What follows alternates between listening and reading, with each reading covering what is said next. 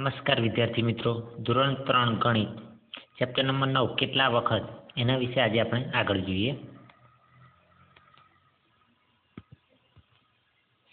તો જુઓ પ્રશ્ન 3 કે રામુએ બિસ્કિટના 4 પડીકા ખરીદ્યા. દરેક પડીકામાં 4 બિસ્કિટ છે. રામુએ કેટલા બિસ્કિટ ખરીદ્યા? બરાબર, કે રામુએ બિસ્કિટના 4 પડીકા ખરીદ્યા છે અને દરેક પડીકામાં કેટલા બિસ્કિટ છે? 4 બિસ્કિટ છે. તો રામુએ કેટલા બિસ્કિટ ખરીદ્યા? તો આપણને ચિત્રમાં દેખાય છે. જો કે પ્રથમ પડીકામાં 4 બિસ્કિટ એટલે 4 × 4, 4 × 2 8, 4 × 12 ને ચોકે ચોકે 16 થાય. 4 નો ગુણાકાર 4 સાથે કરવાનો એટલે ચોકે ચોકે 16 થાય. એટલે બોક્સમાં તમારે 16 ફક્ત લખવાના છે. બરાબર. હવે પ્રશ્ન 4 જોઈએ. તો જો વર્ગખંડમાં 12 ડેસ્ક છે. દરેક ડેસ્કને 4 પાયા છે. ડેસ્કના કુલ કેટલા પાયા થાય? બરાબર, કે વર્ગખંડમાં 12 ડેસ્ક છે. ડેસ્ક એટલે ટેબલ. દરેકને 4 પાયા છે. કેટલા પાયા છે? 4. બરાબર. તો 12 નો ગુણાકાર 4 સાથે કરવાનો. તો 12 × 12, 12 × 2 24, 12 × 36 ને 12 × 48 થાય. બરાબર. તો જવાબ આવશે 48 પાયા થાય. બરાબર. હવે પ્રશ્ન 5 જોઈએ.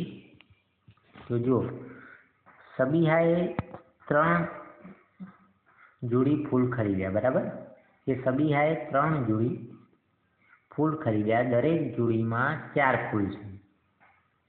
તેની પાસે કુલ કેટલા ફૂલ થયા? એને 3 જોડી ખરીદી. દરેક જોડીમાં 4 ફૂલ છે. તમને દેખાય છે. જો 4, 4 × 2 8 ને 4 × 12. 3 નો ગુણાકાર 4 સાથે કરવાનો છે. અથવા 4 નો 3 સાથે કરો તો પણ જવાબ સરખો જ આવે. 3 ચોક 12 થાય અને 4 તાલી પણ 12 થાય. દરેક ગુણાકારમાં ગમે તે બાજુથી ગુણાકાર કરો, જવાબ દરેક વખતે કેવો આવે? સરખો આવે. એટલે 3 ચોક 12 થશે. તો જવાબ આપણે 12 લખીશું. હવે પ્રશ્ન 6 જોઈએ. તો જો રેલવેના એક ડબ્બાને 8 પૈડા છે. બરાબર, તો 6 ડબ્બાના કુલ કેટલા પૈડા થાય? તો રેલવેના એક ડબ્બાને 8 પૈડા છે. તો 8 નો ગુણાકાર 6 સાથે કરવાનો, કારણ કે 6 ડબ્બા છે. બરાબર. તો 8 × 6 તો 8 છંગ કેટલા થાય એ જોવાનું. તો 8 × 8, 8 × 2 16, 8 તાલી 24, 8 ચોક 32, 8 પંચા 40 ને 8 છંગ 48 થાય. અથવા 8 છંગ 48 ના આવડે તો 6 × 8 = 48 પણ કરી શકાય. બરાબર. જવાબ લખીશું આપણે 48.